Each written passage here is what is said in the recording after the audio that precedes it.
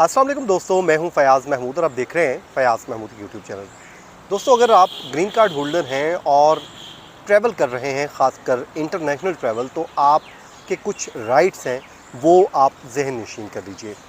5 ऐसी चीज़ें हैं जो आज हम आपको बताएंगे कि अगर खुदा न खास्ता एयरपोर्ट पे आपको रोका जाता है और आपको वहाँ पर रोक कर आपके ख़िलाफ़ कोई कार्रवाई का आगाज़ होता है, तो फिर 5 ऐसे राइट्स हैं जो आपको अपने मुतालिक मालूम होने चाहिए कि ग्रीन कार्ड होल्डर के लिए क्या ग्रीन राइट्स हैं।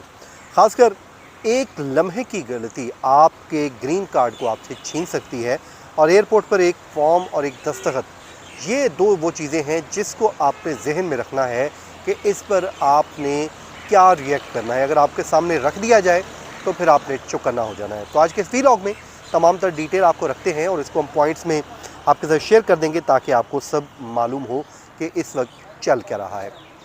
अच्छा दोस्तों, इस वक्त सिचुएशन कुछ यूँ है कि मुख्तलिफ़ केसेस रिपोर्ट हो रहे हैं और ख़ासकर जिन्होंने इंटरनेशनल ट्रैवल करना है वो ख़ासे परेशान दिखाई देते हैं कि कहीं उनको भी ना रोक लिया जाए। जिस तरह दीगर ख़बरें आई ऐसे कुछ लोगों की जिनमें उन्हें रोका गया और रोकने के बाद उनको डिटेन कर दिया गया, हालांकि वो भी ग्रीन कार्ड होल्डर थे, और बाज़ के ख़िलाफ़ तो डिपोर्टेशन की कार्रवाई का आगाज़ भी कर दिया गया। अब ऐसे में जब भी आपको एयरपोर्ट पे रोका जाए तो आपके कुछ राइट्स भी हैं, ये आपको कानून प्रोवाइड करता है।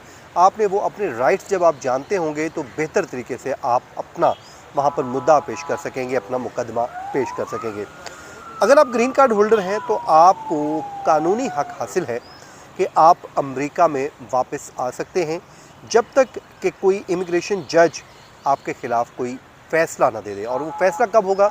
जब तक आपको सुन नहीं लिया जाएगा, आपकी अपील नहीं सुन ली जाएगी, तब तक आपके ख़िलाफ़ इस तरह का कोई फ़ैसला नहीं आ सकता।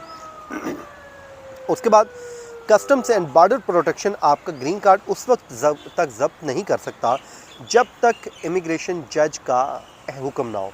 अगर आपको वो कहते हैं कि जी हम आपका ये कार्ड ज़ब्त कर रहे हैं और इसको ख़त्म कर रहे हैं, तो ये मुमकिन नहीं है। आप ये ज़हन नशीन कर लीजिए दूसरी चीज़ कि ये जज के ऑर्डर के बग़ैर मुमकिन ही नहीं है।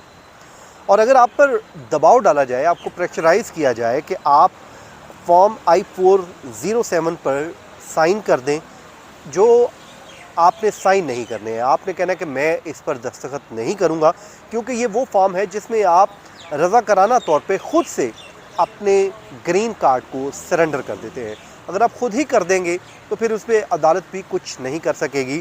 तो इसलिए आप जो है अपनी साफ अल्फाज में और बड़े स्ट्रॉन्ग होकर खड़े हों नर्व्स के साथ और कहें कि जी मुझे इस पर दस्तखत नहीं करने हैं और मैं अपनी इस ग्रीन कार्ड को तर्क नहीं करना चाहता, इसको सरेंडर नहीं करना चाहता। उसके बाद जनाब, आपको एक और जो हक़ दिया गया है, अगर आपको पकड़ा जाता है तो फिर आपको इमिग्रेशन जज की अदालत में समाअत का हक़ भी है। आप अपना मौजू जो अपना मौक़िफ़ है वो पेश कर सकते हैं। कोई भी चीज़ आपने दस्तखत नहीं करनी है और आप मुकम्मल तौर पे जब तक आप उसको अंडरस्टैंड नहीं कर लेते, आपने दस्तखत नहीं करने। ये कानून आपको राइट देता है, तो आप अपने इस राइट का ज़रूर इस्तेमाल कीजिए। उसके बाद आप अपने हकूक़ को जब जानते होंगे तो आपको ख़ुद ब खुद चीज़ें मालूम होगी। नंबर 1, मैं आपको फिर रिपीट कर देता हूँ कुछ चीज़ें और कुछ हम इसमें ऐड करते जाते हैं। नंबर 1, आपने ग्रीन कार्ड रखना चाहते हैं तो फॉर्म I-407 पर दस्तखत ना करें। ये आपको अज़ ख़ुद सरेंडर करने का फॉर्म है। मैं अपनी मर्ज़ी, अपनी मंशा के साथ इसको सरेंडर कर रहा हूँ, नंबर 1।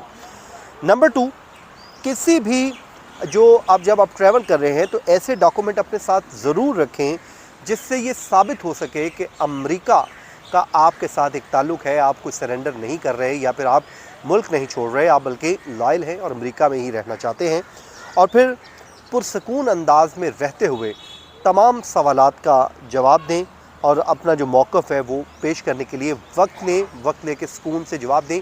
ऐसा कोई एविडेंस मत दीजिए जो आपके अगेंस्ट इस्तेमाल हो जाए। और अगर CBP आपकी हैसियत पर सवाल उठाता है तो फिर इमिग्रेशन जज से आप समाअत का मुतालबा कर सकते हैं कि जी मुझे मेरा हक़ राइट दिया जाए, जो हक़ समाअत है वो मुझे दिया जाए, जो कानून के मुताबिक मेरा हक़ है।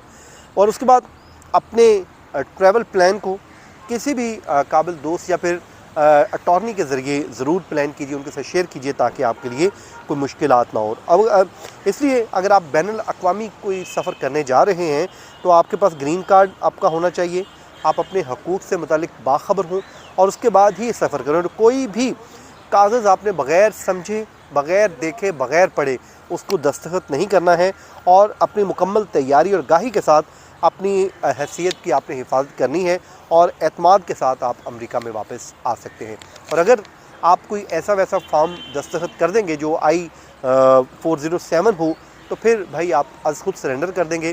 तो ये वो राइट्स हैं जो कानून के मुताबिक आपके हैं, आपने इनको इस्तेमाल करना है, वरना फिर आपके लिए मुश्किलात हो सकती हैं। तो जनाब, ये था आज का हमारा वीलॉग। अपनी दुआओं में याद रखें, जहाँ रहें खुश रहें। मुझे दीजिए इजाज़त। अल्लाह हाफ़िज़।